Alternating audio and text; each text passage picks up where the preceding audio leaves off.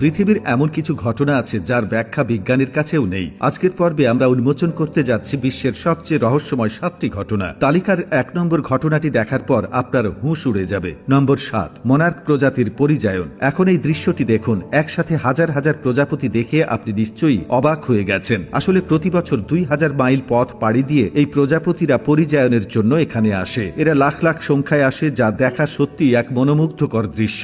নম্বর 6, Saudi আরবের তুষারপাত। এমনিতে সৌদি আরব একটি উষ্ণ দেশ, কিন্তু এমন জায়গায় যদি হঠাৎ তুষারপাত বা বরফ পড়া শুরু হয় তবে কি হবে? শুনতে অসম্ভব মনে হলেও এমনটাই ঘটেছে। কয়েক বছর আগে যখন সেখানে প্রবল তুষারপাত হয়েছিল, মানুষ তা দেখে হতবাক হয়ে গিয়েছিল। এটি একটি প্রাকৃতিক ঘটনা ছিল যা সত্যিই খুব রহস্যময়। এর পেছনের সঠিক কারণ জানা না গেলেও সেই সময় এই ঘটনা বিজ্ঞানীদেরও ভাবিয়ে তুলেছিল। নম্বর 5, ক্রিসমাস আইল্যান্ড কাঁকড়া। সাধারণত সমুদ্রের তীরে আপনারা 2-1টি কাঁকড়া হয়তো দেখতে পান, কিন্তু অস্ট্রেলিয়ার ক্রিসমাস আইল্যান্ডে প্রতি বছর এক নির্দিষ্ট সময়ে লাখ লাখ লাল কাঁকড়া দেখা যায়, যারা সমুদ্রের দিকে আসে এবং ডিম পাড়ে। ডিম পাড়ার পর এরা আবার সমুদ্রে চলে যায়। তবে সবচেয়ে রহস্যময় বিষয় হলো এমনটা কেন হয় এবং এই কাঁকড়াগুলো কোথা থেকে আসে। এই কাঁকড়ার কারণে এখানকার বাসিন্দাদেরও সমস্যায় পড়তে হয়, কারণ লাখ লাখ কাঁকড়া তখন সব জায়গায় দেখা যায়। নম্বর 4, মাছের বৃষ্টি। পানির বৃষ্টির কথা তো আপনারা অনেকবার শুনেছেন, কিন্তু আপনারা কি জানেন এই পৃথিবীতে মাছের বৃষ্টিও হয়? অর্থাৎ আকাশ থেকে মাছ ঝরে পড়ে। এটি খুব বিরল একটি প্রাকৃতিক ঘটনা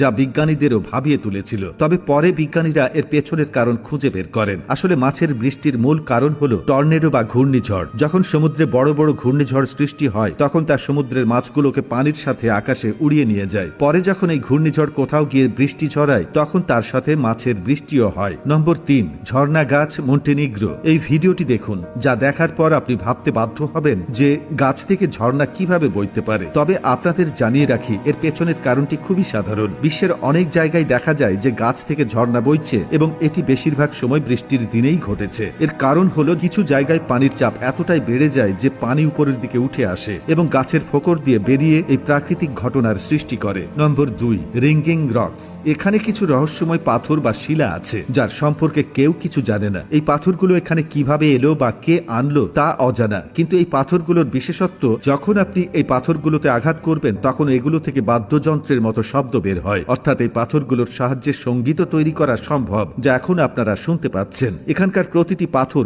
আলাদা আলাদা ধ্বনি সৃষ্টি করে, কিন্তু এই পাথরগুলোর রহস্য কি তা আজও কেউ জানে না। নম্বর 1, সামুদ্রিক ফেনা। সামুদ্রিক ফেনা তৈরির অনেক কারণ রয়েছে। রাসায়নিক পদার্থের অতিরিক্ত মাত্রাও সামুদ্রিক ফেনার কারণ হতে পারে। এছাড়া যখন সমুদ্রের লোনা পানিতে উথাল পাথাল হয়, তখন সামুদ্রিক ফেনা তৈরি হয়। অনেক জায়গায় এই ফেনা এত বেশি হয়ে যায় যে সমুদ্র তীরে অদ্ভুত দেখায়। ঝড়ের কারণে অনেক সময় এই ফেনা দূর দূরান্তের এলাকায় পৌঁছে